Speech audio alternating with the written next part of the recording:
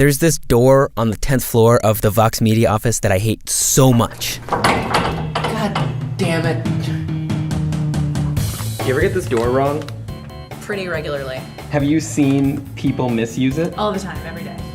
Constantly. I hate this door. Me too, Kelsey. But here's the thing. As soon as you start looking for confusing doors, they are everywhere. It's push. Why? I feel like Roman Mars would know about this. This is 99% Invisible, and those doors you hate are called Norman doors. What's a Norman door? Don Norman wrote the essential book about design. He is the Norman of the Norman door. All right, and where is this guy? You must go to San Diego. Okay.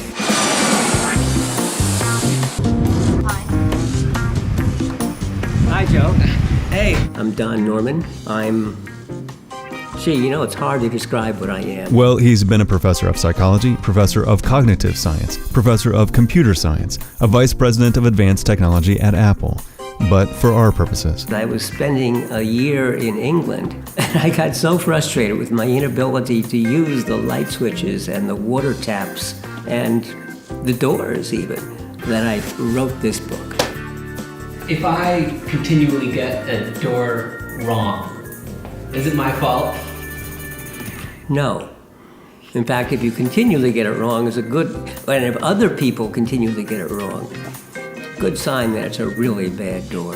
a Norman door is one where the design tells you to do the opposite of what you're actually supposed to do, or gives the wrong signal and needs a sign to correct it.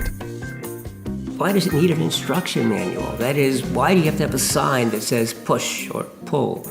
Why not make it obvious? It can be obvious if it's designed right. There are a couple of really simple, basic principles of design, and one of them I'll call discoverability. When I look at something, I should be able to discover what operations I can do. The principle applies to a whole lot more than doors. And it's amazing with many of our computer systems today. You can look at it, there's no way of knowing what's possible. Should I tap it once or twice or even triple tap? So discoverability, when it's not there, well, you don't know how to use something. Another is feedback.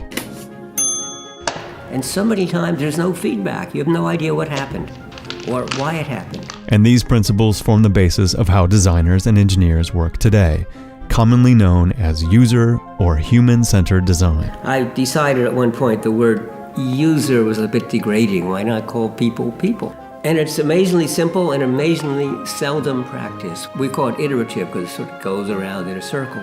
We go out and we observe what is happening today. We observe people doing the task. And from that we say, oh, we have some ideas. Here's what we should perhaps propose to do. Then you prototype your solution and test it.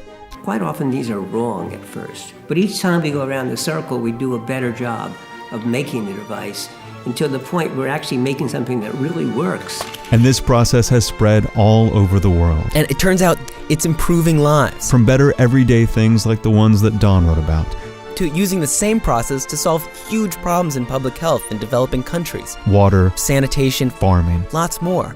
So what'd be a better human-centered door? An ideal door is one that as I walk up to it and walk through it, I'm not even aware that I had opened the door and shut it. So if you had a door which had a flat plate, what could you do? Nothing. The only thing you can do is push. So see, you wouldn't need a sign. A flat plate, you push. This kind of push bar with the piece sticking out on one side works well too, so you can see what side you're supposed to push on. The vertical bars could go either way. A simple little hand thing, though, sort of indicates pull. But we still have terrible, terrible doors in the world. So many of them. There are lots of things in life that are fairly standardized, and therefore, whether I buy this house or not is not a function of whether it has good doors in it. And so, except for safety reasons, doors tend not to be improved. But the tyranny of bad doors must end. I think that it's a really shitty design. The fact that they put a pull handle when it's a push. And it should be a flat panel right here. And not a pull handle. That's how I feel about this door. It's very misleading. I agree. You're right, Becky. You're goddamn right. And if we all thought like you, well, we might just design a better world together. It won't open because it's a security door. What the f*** are you two doing?